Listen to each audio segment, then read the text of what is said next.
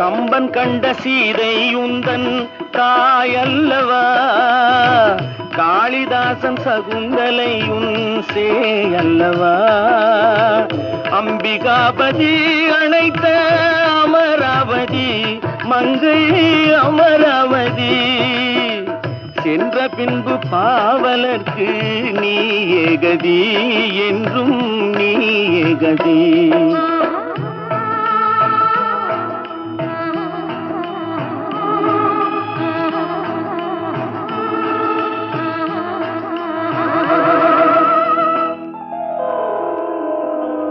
கல்லெல்லாம் மாணிக்க கல்லாகுமா, கலையெல்லாம் கண்கள் சொல்லும் கலையாகுமா.